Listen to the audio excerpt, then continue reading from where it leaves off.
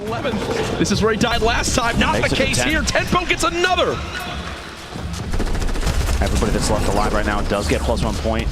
They're all top 10. Kriz coming away with a double in the shotgun. Eliminations of the feed. Thunder's gonna win this game. Follows up and takes Kriz out with an SMG. And Tfue trying to establish himself up top, somewhere safe. He's 6 remaining, 4 eliminations. Oh, that looks so juicy. For another point.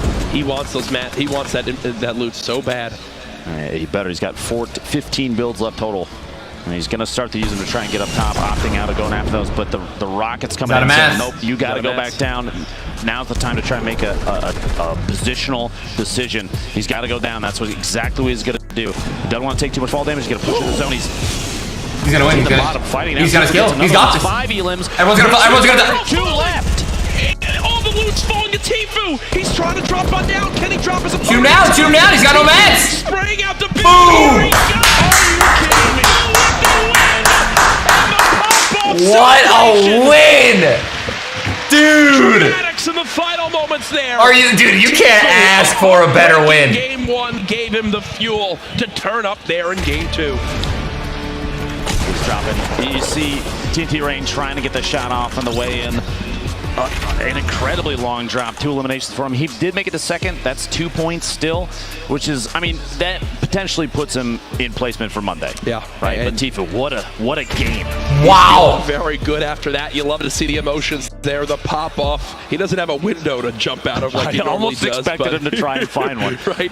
It's either way, you look at it right there, and we talk so much about materials. Doesn't panic, and it's on down. Players begin to fall because we talk so much about how awkward it is going up mountains there. Oh yeah. They had to go down mountains, and once people started to get shot down, it was loot raining from the sky. It was like a never-ending llama.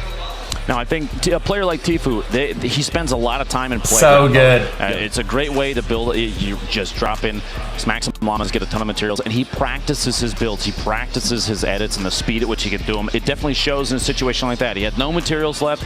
As I was saying, he's building up, and as soon as that rocket happened, as soon as it came out, he saw his structure was going to go down. It was time to edit his way down, because if fall damage happened, no matter how much HP you have, 100 is not going to stop you from a drop like that. So editing down, it saved him. He was able to fly down, slide down the hill, get an engagement at the bottom, and you saw so many players were eliminated like that in an instant, and it left them a 1v1 at the bottom. It all dropped quick. It was all Tfue at the end, but there were many players making some highlight plays. Here's some from C9 Kriz. You mentioned the 2 elims we saw in the engagement feed. Here it is again, getting up close and personal with the double barrel. Will take down Misfit's Freak. Wait, why are there no shockwave grenades? Saw that. That's the trap attempt from Horrify. It wouldn't have left him at 43, which it would have been a tough situation. Yeah. That's not a lot remaining. I love that llama transition, dude. He got the double and then was immediately eliminated afterwards. But that's a lot of eliminations. That's still a point. Plus, as we've seen the last couple days, one point. Yeah, Dale, I know, man. 6 eliminations. That could be enough to put you into Monday's grand finals. I almost forgot that Nick Merckx was pushing towards 7 elims there. He finished with, I believe, 6. The man continues to impress me. Every time I'm like, okay, Nick's done, that's his craziest thing he'll do on this game. No, now, again, showing up to this LAN environment, I mean, thankfully for the other opponents, Nick playing with a shirt on, or else he would have used the intimidation factor of his traps. Just flexing. That basically go above his head. As here it is again from Tilted. You're in Nick Merck's domain. I'm surprised people are even landing here. The number of those engagements within Tilted in which Nick can bait players into situations that he already knows his way around with inside this whip, the shotgun shot right there. That double barrel is vicious up close. Yep. And as I was saying, Nick's ability to bait players into a situation where he knows he has the advantage, that staircase push, the elimination side there, he basically waited for the player to come around the corner and said, now you're on my turf, I have the height advantage, and I've got a shotgun. Oh, I thought that was how we got the 6th elim. Followed it up shortly after. That was against Sean. Wow. Sean there. Now, Nick 1 away from 7 here. I feel like he's mad at himself for this one. For not swapping. He had the double barrel He had the double barrel. With how close they were, Misfit's Freak would have gone down. Oh yeah, dude. The ending of these games. That's the range. How do they even play out? How do these endings even play out with the new zone? House we currently have live from PAX West. That's not the last of our replays. We'll see. We'll once again take a look at Tfue and how he made it possible to win that game 2. I have to give him a shout out here strictly because game 1 he could not have more of a frustrating end. 11th with 2 limbs. All right, this is the kill I wanted to see. Chap in that one-on-one. He winds up getting 2 points and basically sends himself slid up right in away. there. Instead of getting frustrated, getting down on himself, he moves into game 2, plays this final scenario absolutely flawlessly. He drops on down, engages the player down low. Oh, that guy wasted the rocket. Materials, turns around, and then shoots down the final player. This is so good. This is so good right here. Now, players like Tfue, they know how to work their loadout. And he kills with a shotty too. Away the fire. You saw multiple. Does he kill with a shotgun? Oh yeah, the fall damage. Action shotgun shot and swapping, unloading with that compact SMG, and just when the shotgun's ready, flips back, hits the shot again. The last shot in the second to last elimination, 76 damage. He just knows the timings. He knows the timings so well that he can put out as much damage as possible and secure those eliminations, even exposed like that in the open. He had no materials left. He had to engage, and he went for it. Tfue, one of the biggest names in Fortnite. I believe we'll have an interview with him. Actually, it's ready now. Zeke has Tfue down on the floor after that impressive Game 2 victory. Guys, awesome cast. You guys are amazing as always. I am joined here by the legend himself, Tfue. How are you feeling, my friend?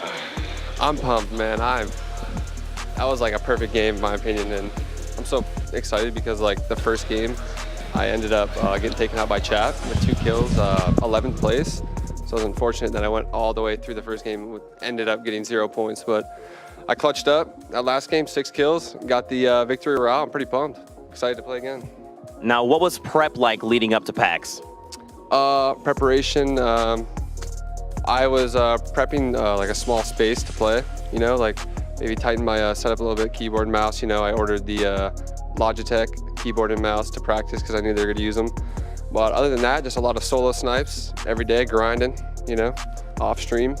It's good, it's fun. I'm excited, man. Off the stream. So what is it like, you know, you obviously played all Summer Skirmish long, and then you show up here, and like you talked about, you had the first unfortunate game, and then in game 2, you show up and slay out. What was going through your mind, and when did you know that you had that win?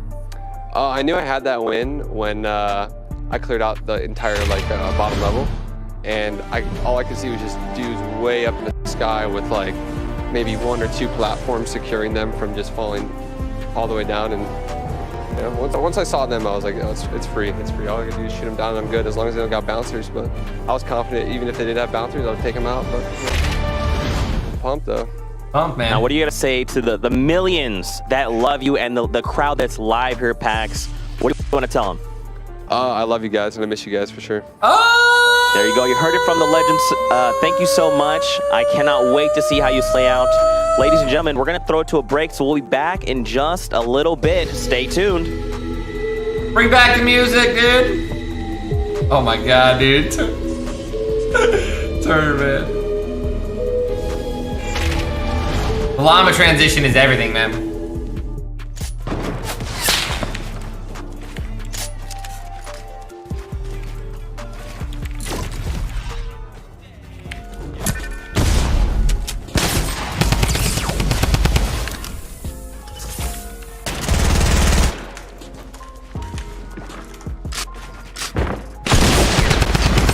For the kill, thank you, and I appreciate your concern, but I will win this game for you. Thank you for those nades. More clips on the way. Come on, baby.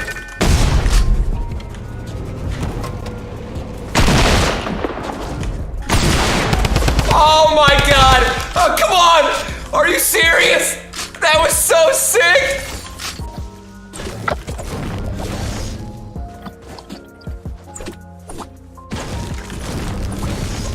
Oh yeah.